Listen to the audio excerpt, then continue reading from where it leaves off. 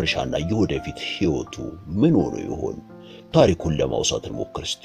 የሰውየው ችግር በህብረተሰቡ የተፈጠረ ስለሆነ ይሄው ህብረተሰቡ እነዚህን ችግሮች አጢኖ መመልከት ይኖርበታል። ቀደም ሲል እንደተነገረው ዣን ቫልዣን አላዋቂ ሰው ነው፣ ግን ደደብ አይደለም። ሰውየው በተፈጥሮ ጭምት ነው። ሰንካላ ዕድሉ ደግሞ በይበልጥ እንዲጨምት አድርጎታል። ሲገረፍ፣ በሰንሰለት ሲጠፈር፣ ጨለማ ቤት ሲታሰር፣ ሰውነቱ በድካም ብዛት ሲዝል፣ ነገሮችን በጥሞና እንዳያስተውል ሁኔታዎች አስገድደውታል። የሌሊቱ ቁርስ ሲያቆራምደው፣ የቀን ፀሐይ ሲያወራጨውና ከእንጨት ላይ ተኝቶ ዘወትር በሐሳብ እየዋኘ ከህሊናው ጋር ሲሟገት የኖረ ሰው ነው። በዚህም እሱነቱን እንደ ፍርድ ቤት ቆጥሮ ምርመራውን ራሱ በራሱ ላይ ማካሄድ ከጀመረ ቆይቷል። ያለ አግባብ የተቀጣ የዋህና ቀና ሰው አለመሆኑንም ዘወትር ህሊናው ነግሮታል። ባለፈው ህይወቱ ህገወጥ ተግባር መፈጸሙንም አልካደም። አዛኝ አሰሪ እስከሚያገኝ ድረስ መታገስ እንደነበረበት ልቦና ያውቃል። ለነዚያ የተንበተኗቸው ለቀረው ምስኪን ልጆችም ይሄው ይበጅ ነበር። ስለዚህ እሱ የፈጸመው ድርጊት የሞኝ ሥራ ነው ለማለት ይቻላል። አርቆ ለማየት የማይችል ድሃ ዓለምን በጉልበቱ አሸንፋለሁ ብሎ ህይወቱን በዘፈቀደ ቢመራ ወይም ችግርን በሌብነት እወጣለሁ ብሎ ራሱን ቢያታልል ስህተተኛነቱ ገሃድ ያወጣዋል እንጂ አዋቂ ያሰኘውም። ታዲያ በዚያ አሳዛኝ ታሪክ ውስጥ የተገለጠው ስህተት የዣን ቫልዣን ብቻ ነው? እንደርሱ ያሉ ትጉ ሰራተኞች ስራ አጥተው ሲንከራተቱና ቁራሽ ዳቦ ርቋቸው ሲሰቃዩ ማየትስ የሚያሳዝን አይደለም? ስህተት ፈጻሚዎች ጥፋታቸውን ቢያምኑም የሚጣልባቸው ቅጣት የአውሬዎች ብያኔ መሆኑስ አግባብ ነው? ወንጀለኛ ወንጀል ለመስራት ካለው ፍላጎት ይበልጥ ሕገ አራዊትን አንተርሶ ቅጣትን የማክረር ባህሪስ ትክክል ነው? የቅጣት ክብደት ወንጀልን ለማጥፋትና በውጤቱ ሁኔታዎችን ለማሻሻል ሳይሆን የተበዳዮችን ስህተት ለማጉላትና በቸለተኞች ስህተት ለመቀየር ወንጀለኞችን ከሚገባ በላይ ለማሰቃየት አበዳሪን በባለ ዕዳ ለመለወጥ ከሆነ ይህ ድርጊት ተገቢ ነው ሊባል ይችላል? ዣን ቫልዣን እነዚህን ጥያቄዎች እያሰላሰለ እውነቱ ቢወጣ ማን ነው ጥፋተኛ የሚሆነው? ህብረተሰቡ አንድ ጊዜ በምክንያት ባልተደገፈ ግዴለሽነት፣ በሌላ ጊዜ ርኅራኄ በተለየው ዓይን እያየ በአባሎቹ ላይ የመፍረድ ኃይልና ስልጣን ቢኖረውም ህብረተሰቡ ውስጥ እድል ከሚያፈራው ሀብት እጅግ ዝቅተኛ የሆነውን ድርሻ የሚደርሳቸው ምስኪኖችን እጅግ አድርጎ ማሳደድና መጉዳት ጭካኔ አይሆንም? ዣን ቫልዣን እነዚህንና ሌሎችንም ጥያቄዎች ዘወትር ራሱን እየጠየቀ በህብረተሰቡ ላይ ፈርዶ የራሱን ብያኔ ይሰጣል። ብያኔው በህብረተሰቡ ላይ የከረረ ጥላቻ ማሳደር ነው። በህይወት ዘመኑ የደረሰበት ፈተናና ስቃይ የህብረተሰቡ ውጤት እንደሆነ አመነ። ስለዚህ ምናልባትም አንድ ቀን እድል ቢገጥመው ህብረተሰቡን እንደሚበቀል ለራሱ ቃል ይገባል። የህብረተሰቡ አባሎች ህይወቱን አበላሹበት። ከቁጡ ፊታቸው ሌላ ያሳዩት ነገር አልነበረም። ማንም ቢሆን ለመላላት ካልሆነ በስተቀር ፍቅር ያሳየው የለም። በህፃንነቱ ከእናቱና ከእህቱ ከተለየ ጀምሮ ሁሉም ሰው ርኅራኄ በተለየው መልኩ ክፉ ተናገረው እንጂ በጥሞናና በሰላም አላነጋገሩትም። ስለዚህ በስቃይ ላይ ስቃይ የታከለበት በሄደ ቁጥር ህይወት ጦርነት መሆኑን ስር በሰደደ መልኩ ተገነዘበ። በጦርነቱም እርሱ እንደተሸነፈ አመነ። ይህም ከጥላቻ በስተቀር ሌላ የተሻለ ነገር አላስተማረውም። እስር ቤት እያለ ይህንኑ ትምህርት ለማጠናከርና ከዚያም ሲወጣ ይዞት እንደሚወጣ ወሰነ። ዣን ቫልዣን በዚህ ሳያበቃ ለስቃዩ ምክንያት የሆነውን ህብረተሰብ ለፍርድ ከማቅረብ አልፎ ህብረተሰብን የፈጠረ አምላክን ጭምር አወገዘ። ቀደም ሲል እንደተነገረው ዣን ቫልዣን በተፈጥሮ ክፉ ሰው አልነበረም። ከእስር ቤቱ ሲደርስ ልቡ ቀና ነገር ነበር የሚያስበው። ከዚያ ውስጥ እያለ ግን ህብረተሰብን ጠልቶ እርሱም ክፉ ሰው እንደሆነ አመነ። ከታሰረበት ቱሉን ከተባለ ስፍራ እንደርሱ ያሉ ምስኪኖች የሚማሩበት ትምህርት ቤት ሲከፈት ትምህርት ቤቱ የተከፈተው ራሳቸውን ለሌሎች መስዋዕት በሚያደርጉ ሰዎች ነበር።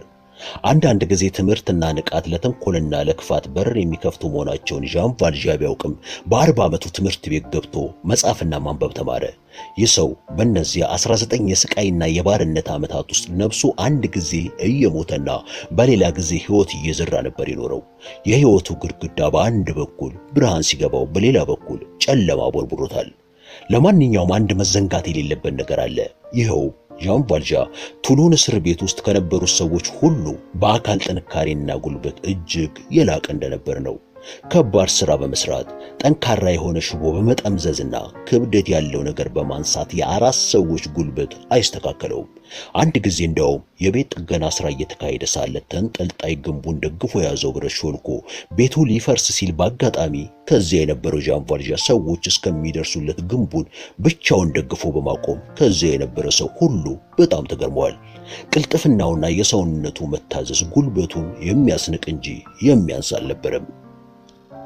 የወንጀለኞች የዘወትር ህልምና ምኞት ከእስር ለማምለጥ የሚያስችል ዕቅድ ማውጣት ሲሆን ይህም አንዳንድ ጊዜ ጉልበት ከችሎታ ጋር ይሰጣቸዋል።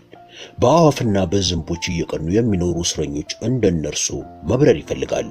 ዣን ቫልዣም የዚህ አይነቱ ቅናት ስላደረበት የማይሞክረው ነገር አልነበረም።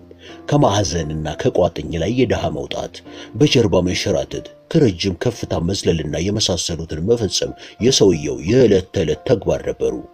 አንዳንድ ጊዜ እርሱ የሚሰራቸው ነገሮች ተአምራዊ እንጂ ማንም ሊሰራው የማይችል ይመስሉ ነበር። አንዳንድ ቀን እንዴት ብሎ እንደወጣ ሳይታወቅ ከፎቅ ቤት ጣሪያ ላይ ወጥቶ ይታያል። ዣን ቫልዣ ብዙ አይናገርም። ዘወትር መኮሳተርን ስለሚያበዛ ጥርሱን አሳይቶ አያውቅም። የእስረኞች የጭንቀት ድምፅ ስሜቱን ይነካው እንደሆነ እንጂ ከዚህ ሌላ ስሜቱን የሚቀሰቅስበት ነገር የለም። አጤኖ የተመለከተው ሁሉ ዘወትር በአስፈሪ የሐሳብ ባህር ውስጥ የተዋጠ ለመሆኑ ከፊቱ ላይ ለማንበብ ይችላል። ዣን ቫልዣ ሁልጊዜም ብቅ ጥልቅ በሚልና ባልተሟላ ሕይወት ታፍኖ በተያዘው ዕውቀት አማካኝነት በጭላንጭል ለማየት የሚሞክር ግዙፍ አካል እንደተጫኑ ይሰማዋል።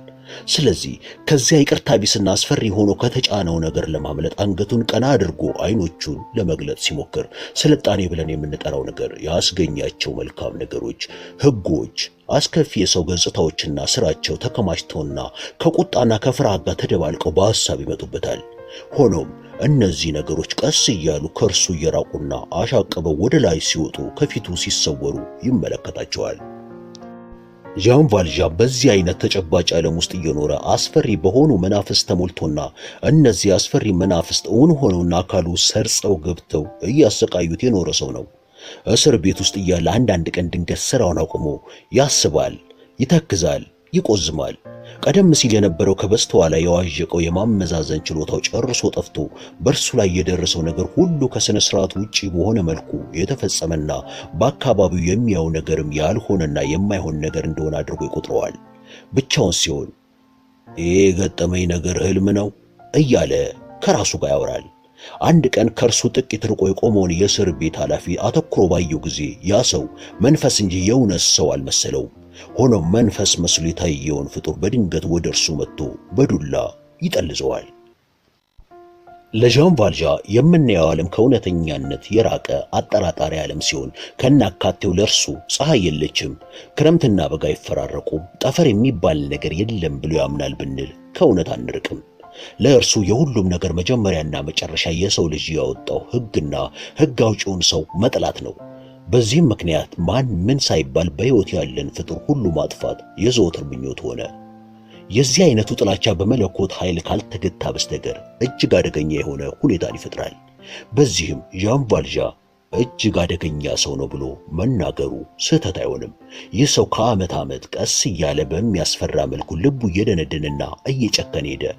ይህ ደንዳና ፍጡር አተኩሮ ሲመለከቱት የደረቀ ዓይን እንዳለው ለመገንዘብ ይቻላል። ዣን ቫልዣ እስር ቤት ውስጥ ለ19 ዓመት ሲታሰር አንድም ቀን እንባ አውጥቶ ሲያለቅስ አልታየም።